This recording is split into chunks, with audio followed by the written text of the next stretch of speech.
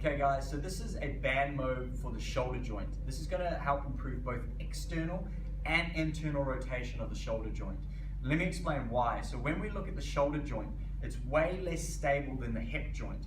So we've got three major ligaments that stabilize the shoulder joint. This is the humerus, the bone here, and it joins at the glenoid. So it's the ball and socket joint that it joins to.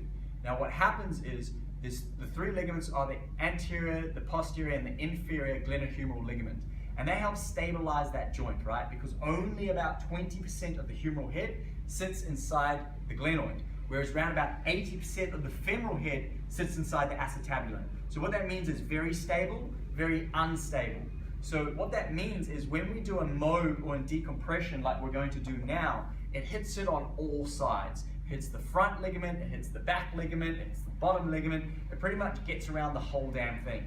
Now you can optimize it by changing the position, but for what we're doing, we don't need to do that. We're just going to band MOb it in one position, and we're going to try affect all three ligaments at the same time. This is not the only way to do it, but it's going to give us a lot of bang for our buck under the 80-20 rule. So what we do is we have the band very low, so it's a straight line of pull. We put our arm through it, and we have it right here at the inferior aspect of the deltoid. And from that position, what we're going to do is we're just going to hold our hand in this position, and you want it to go limp. So if I was to relax, this should happen.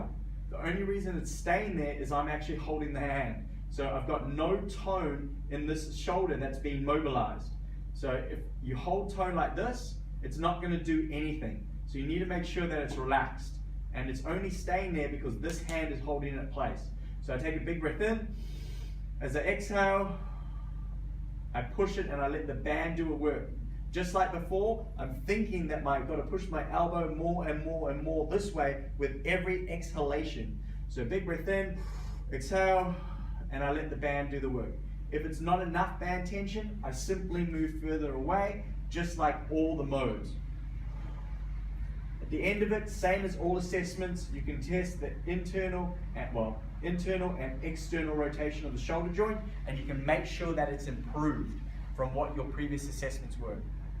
I should also say, err on the side of caution for yourself and for your clients when you do this, because it's a very unstable joint, so there's more chance of something happening, unlike the hip, which is very stable and you can be a little bit more aggressive on. So we need to err on the side of caution, start very light and recheck or reassess in little increments, and then go further and further with more band tension as you feel it's comfortable and as it's helping. It's a band MOb for internal and external shoulder rotation.